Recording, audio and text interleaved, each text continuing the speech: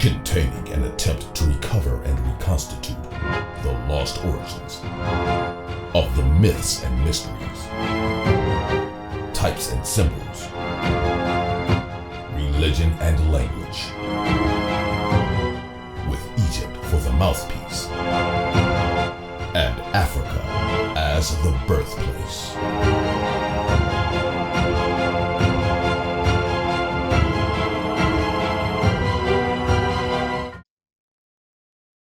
And I think we've talked about this in our other recordings, which I'm editing, and your book does go into this.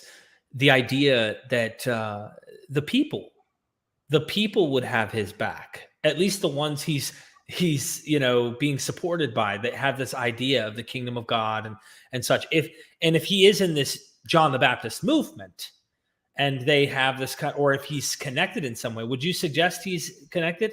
Do you think this is a real authentic connection, him to John the Baptist? Yes. Now, his cousin and all the rest of it, I leave that aside for people who have greater sense of humor even than I have.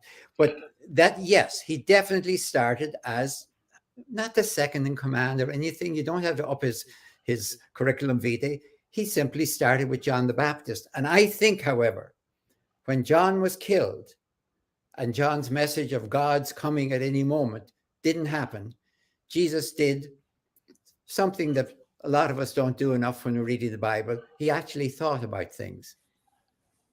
If God is coming, couldn't God have moved up the arrival a little bit just to save John?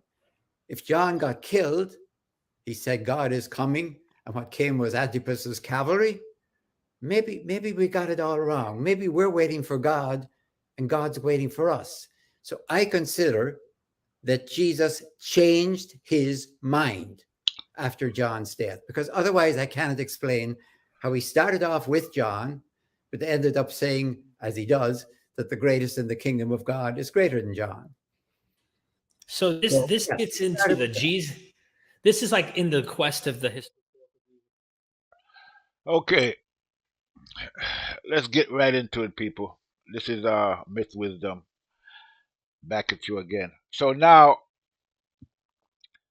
we're gonna have to analyze what Dr. John Crossan, Dom, just said about Jesus and John the Baptist, because he said a couple of things there. Okay, and he said that that Jesus basically started with John, and he can't understand why Jesus would say that of those that of those in the kingdom are greater than John. Okay, which he can't understand that for some reason. Which now the problem for Mr. Dominic Crossan is that, which is the same problem that everybody has that approaches the subject matter. For most people that approach the subject matter, the problem is that the problem is the history. Okay, Dr. Professor John Dominic Crossan, he's a believer in the history, and this is, the history is basically the stumbling block to a lot of the questions that need to be answered when it comes to Jesus, right? And not just Jesus, but all of the characters that we see in the Gospels. Okay, so in this case, he's looking at Jesus as a historical figure and John the Baptist and all the related characters. Okay, this is how John Crossan is looking at this. Now, he did make a couple of statements here that's not really correct. If you're looking at the gospel in the sense that he said that Jesus started off with John, but that's not that's I mean, I don't I don't see where that is in the gospels. Basically, what John the Baptist did, he was supposedly preaching in the wilderness, excuse me, baptizing people, and he basically was saying that make ye way, straight for the Lord, for the coming of the Lord, and the Lord did come. The Lord was Jesus. That's the Lord that came. Okay, so it wasn't Jesus and John sitting around waiting for God. No, there was it was John waiting for the Lord. Okay, this is clear. All right, and when the Lord did come, uh, he was validated by John in the baptism in the Jordan. And the voice came down with the dove and the whole symbolism and said, "This is my son in which I'm well pleased." So this is the you know the actual situation. It's not what Dr. John is, Professor John. I'm not sure if he's a doctor or not. John Crossman is saying, Dom. What Dom is saying that Jesus and John was waiting for the kingdom of God, or they was waiting for God's rule. No, Jesus is a representative of God's rule. Okay, and so when Jesus came, this is why John the Baptist said that Jesus he was even fit to tie Jesus' shoes. Okay, this is what John the Baptist said, and then basically Jesus confirmed that by saying, "Of those born of women, there is none greater than John the Baptist, but compared to those in the kingdom, he's the least." Now the question is, what is this kingdom that Jesus keep talking about? Because this is the problem. And you see that John Crossman says that, oh well, he doesn't want to say kingdom because it's too male oriented, so he's saying God's rule. But that's incorrect. It is the kingdom of God. Okay, so this kingdom is made up of the 12 disciples and Jesus. Okay, so they are the representatives of this kingdom, and Jesus, he's the chief representative of this kingdom. He's the one that's bringing this kingdom into fruition. Okay, he's the direct representative. Now we're gonna have to, I would recommend, to really understand what's going on with this Jesus thing. I'm gonna recommend two things, for everybody that approaches the subject, and that is for just for a second or two, or for a minute, or for a day, or whatever. Use your suspension of belief. Okay, the same suspension of belief you use when you go into a movie theater and you watch a movie. That's a fantasy or any other movie. That's fiction. Okay, and you believe it while you're there, but when you leave the movie, it's over. It's over, and okay, that was a great movie. Blah blah blah. And you talk about it. You approach the gospel the same way, in the sense that for use a suspension of belief and just for and do two things. One, assume that Christianity started 300 years prior to the first century. Okay? Try to do that. Number two, assume that there was no historic birth of Jesus Christ. Try to do those two things if you can. I know it's very difficult for a lot of people because of the I don't want to call it brainwashing, but the internalizing, okay, of these beliefs and these narratives. And I understand that it's very difficult for some people to do what I just said because of the cognitive dissonance that that's going to come to bear. But just try to do those two things. I'm pretty sure most people can do that. Okay, assume that Christianity started 300 years prior to the first century, and assume that there was no historical birth of a Jesus Christ, that he was just a character, a mythical character that, just like Horus or like Ra or like, any other character, Zeus or whatever, right? That's been developed.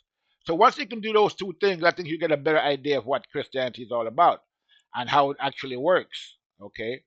And those two things are a prerequisite, I would think, to really get a full understanding of what's going on. If you can do those two things, you're on your way. Okay. And so let's look at this again with those two things in mind, because uh, all of this talk about how rapidly Christianity developed and how come there was all these different structures and in place, as John is going to talk about, Dom is going to talk about in a few minutes, about, he said he make mention of the fact that they uh, what's his name? the guy that basically started Christianity, the imperial as an imperial cult. Okay, uh, he looked around and saw that you know the Christianity that he was looking at was just similar to what he already knew. So it was a no brainer basically to incorporate Christianity into the empire as a part of the as an imperial cult. I mean, because I mean an imperial cult was it's not like they didn't have a precedent. Okay, there was a precedent for that already, and there was the cult of Serapis, which was an imperial cult in Rome. Okay, well, actually in Greek, it started in Greek in Greece. Okay, for 300 years. So there was already a template for Christianity. Okay, and some would say that that was Christianity that's evolved into the Christianity that we know that supposedly started in the first century. So that the idea that Christianity started 300 years prior would explain a lot of these discrepancies about how developed and how rapidly Christianity spread from the first century onwards. Okay, that would explain. That would totally explain all of those issues. Okay, that's one issue. Now back to the historical Jesus. Uh, if you can put yourself in that frame of reference or frame of mind to say that Jesus is not a historical character, then a lot of things will be explained in in and not just Jesus, but the other characters in the New Testament. For example, now in this situation, uh, John the Baptist or Jesus is saying that of those born of woman, there is none greater than John the Baptist, but compared to those in the kingdom, he's the least. Now, what does that actually mean? Well, if using those two criteria we just explained, okay, about the historical birth and the 300 years of Jesus, the 300 years of Christianity before Christianity, okay, we can understand what this actually means. Because again, we're not talking about historical characters here. And this is the problem with trying to analyze and understand what's going on. And this is why people, like John Dominic Crossan, and not just him, but many other of these scholars, who actually believe in the history, this is why they run into all these problems. And this is why some of these people are leaving Christianity. Okay, because once they get to a certain level of understanding, they realize that you can't really, there's just too many contradictions. Okay, but there's no contradiction if there's no history. Okay, if you put everything in proper frame of reference, there is no contradiction. Okay, so let's try to examine this John the Baptist, this saying about John the Baptist. Now, to understand what's going on, you have to do a couple of things. You have to understand that you can break the religious doctrines or the religion itself down into religion theology basically into like three categories. But in what we're talking about specifically about Christianity right now, so you can break it down to three categories in the sense that you have the motherhood, you have the sonship, and then you have the fatherhood, and they proceed in just those in just that sequence. The motherhood is first, the sonship is second, and the fatherhood is last of all. Is third. Okay. Now, what do I mean by that? Okay. So the motherhood of God. Now, you know, if you read the Bible, and especially in the Old Testament, you will see that there's many references to the Israelites or the Jews or the Hebrews, whatever you want to call them, so-called worshiping, the female deities, Ashtoreth, Elohim, Asher, and so forth and so on. Okay, there's a couple of places in the Bible where they talk about, Israel worshiping idols or worshiping the goddess.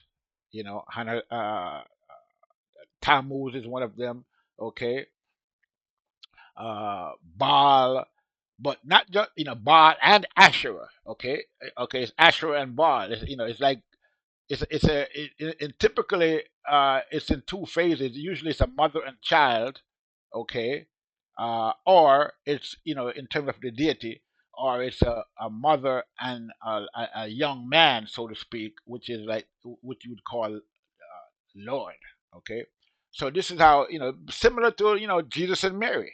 Okay, this is, you know, uh, Astarte. I think it's Astarte and Tammuz, and then you have Asherah and Baal, and then you also have Jesus and Mary. It's the same concept. It's no different. Okay, so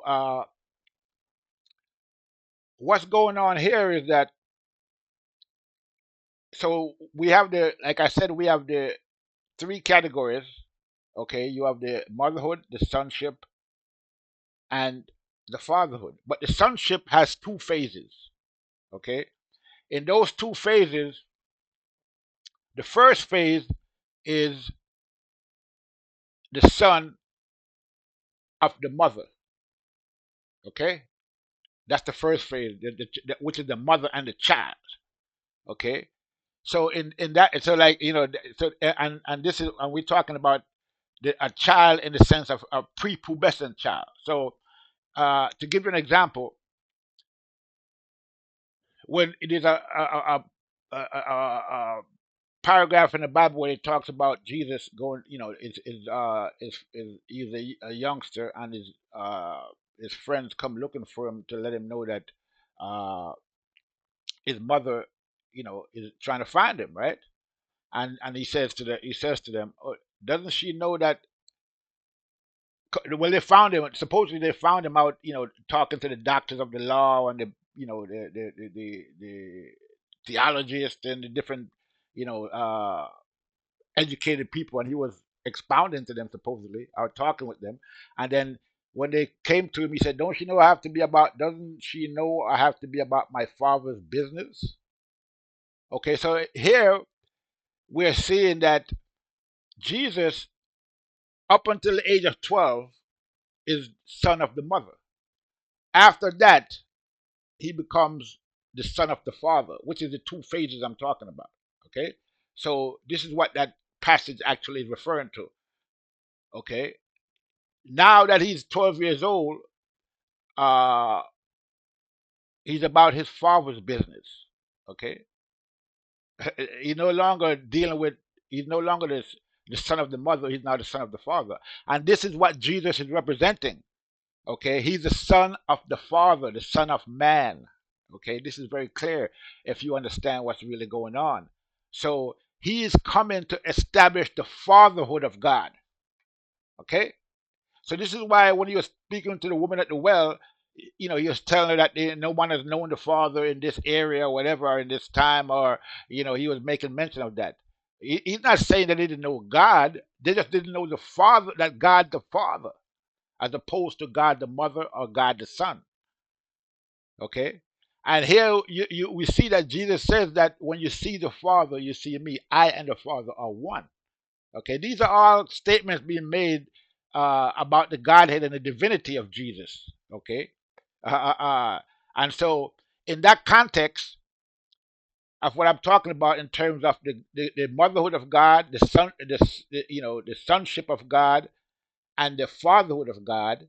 Okay, what Jesus is saying about John the Baptist here, the statement is making John the Baptist to represent those that are born of women, meaning those that are born of the goddess, or those who represent the goddess. So in this statement here, Jesus is making John the Baptist uh, represent those that are born of women, or the prophets who represent the goddess, or who prophesy for the goddess, like the prophets of Baal and the various other prophets before them that the Israelites were worshiping, or the religion of Israelite, the previous religion of the Israelites prior to Yahweh. Okay, which were, they was worshiping the goddess, and this is all throughout the Bible, from from Genesis to the end of the Old Testament. Okay, they continually went back to their old worship of the goddess and her son, or the goddess alone, or whatever. Okay, so this is what Jesus is talking about when he says that of those born of woman, there's none greater than John the Baptist. Okay, in terms of, he, those prophets are those that represented the Godhead from the perspective of the goddess. They were great. Some of them were great, and Enoch is among those as well. He's one of those, which is why he could never. But in this, another story. But this is what's going on. This is the context that you have to put the statement in. Okay, And to buttress what I'm saying, I'm going to refer you to another statement where Jesus said, uh, "Before Abraham was, I am." And Abraham saw my day and he was glad. And they took up stones to stone him and he had to disappear from among them. But that statement complements this statement about John the Baptist. Because again, what Jesus is saying is that before Abraham, he was, and he was before Abraham in the sense of the son. Okay, because what does Abraham represent to Israel? Abraham is the father. Okay, so what he's saying is that before Abraham was the father of Israel, he as a son was already established as the son. The sonship was already established prior to the fatherhood. That's what he's saying. Okay, and that this sonship represented the fatherhood of God that was established before Abraham. This sonship is what brought about the fatherhood of God. In other words, so this is what Abraham. This is what Jesus is saying about Abraham. Okay, Abraham is the father of Israel, father of many nations. But prior to Abraham, the Israelites or the Jews, they worshiped the goddess. And this is all throughout their Torah. It tells you this. Okay. The goddess and her son. Okay. So this is the context that we have to put this statement in about John the Baptist. And this is what I'm sorry, John Dominic Crossan, Dom, doesn't understand. And this is what most of the people that approach the Bible from a historical perspective, or from, as if the Gospels are history. This is what they'll never understand, because in order for you to understand this, you have to get beyond the veil, and the veil is the history, is the historic, the idea that there was a historical birth in the first century. That's the veil, and you can't get beyond that veil unless you can get rid of that history. And this is the problem for a lot of these scholars and a lot of these believers in this Jesus history, or this birth of Jesus. But excuse me. But the fact of the matter is, Christianity doesn't need a history. It never had it before the first century. And the only reason why, they got away with this whole history is because most of the people that they brought this to was illiterate, and so they had no way of knowing anything about what was going on. I mean, when the powers that be put this whole story together and forced it on the people, most people couldn't, they couldn't refute it. They didn't know it. Most people couldn't read in Europe. I mean, remember, they had the same type of cult in Egypt in during the 300 years of the Serapis cult, from the Greeks to the Romans. But that history didn't work in Egypt.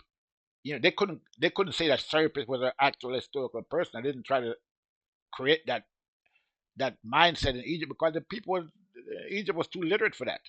Okay, they would never be able to get away with that. Okay, so this is the problem. So this is what's going on, and in order to understand this, a lot of the statements made by Jesus in the Bible, you have to understand according to the context I just gave you, which is that none of this stuff is historical, and you have to look at it in its proper context to get the proper meaning out of what they're actually saying. So a lot of things have been misconstrued because of the wrong interpretation or the wrong concept of what's actually going on. This whole historical thing has basically corrupted people's understanding of the Gospels, and made a mockery of it, actually.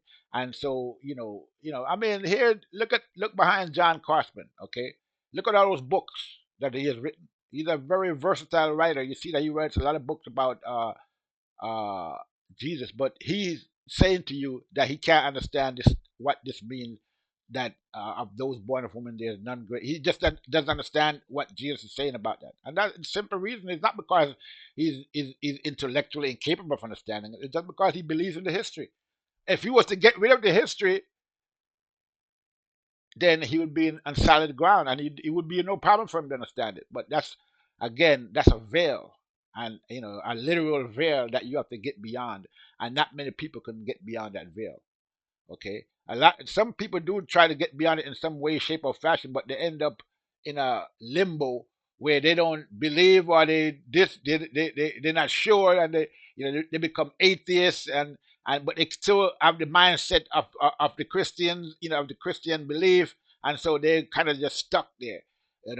But you have to get beyond that veil and to get the proper understanding of what's going on. And I would just recommend for people to use that technique I'm telling you.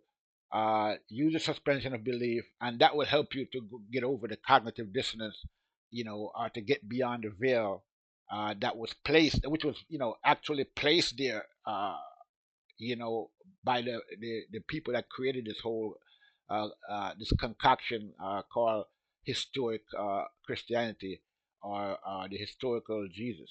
Okay, this is what it is, and you know, it's actually a fascinating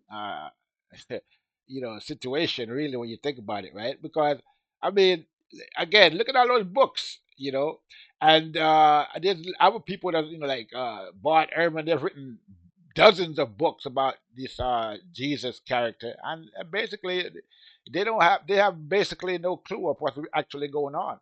And those that, I'm not going to say that all of them, because some of them might have a clue of what's going on. Some of them, I'm pretty sure, do have a clue, because like I said, once you get past a certain level of education, in this academia that they have, you're going to get to a point where you're going to say to yourself, well, this stuff, if you really are doing serious research, and if you really, looking with an open mind, at some point you're gonna get to the point where you're gonna say, wait a minute, this stuff doesn't make any sense, and then you have to decide what you're gonna do from there. And what a lot of people do is they just ignore it, okay, and just continue on, okay. Some people acknowledge it in their own mind, and then say to themselves, well, yeah, I know, I understand now that there's no Jesus, and that history stuff is probably all bogus, but I can't give all this up because my whole career is tied up into it, and blah blah this and blah blah that, and so I'll just continue on with with this regardless, and just keep certain things to myself, and just write books, and make some money, and that's that. Okay, which is what a lot of them do. They just you know and some of them, they'll say something like, like for example, like Bart Ehrman, who's actually an apologist, from my perspective. He's a Christian apologist who try to make it easier for people to believe in the history. Okay, uh, even though he claims himself that he doesn't believe in, he's not a believer in Christianity anymore, but he's one of the most prolific uh, proselytizer for Christianity that there is. Okay, and I could give you receipts for that. Where he did a debate with this guy, where the guy gave him a lot of compliments for all the things that he has done for the Christian belief, which is, par for the course. So this is what Dr. Bart Herman does. Which is, he's part of what I call the historicist priesthood, and so is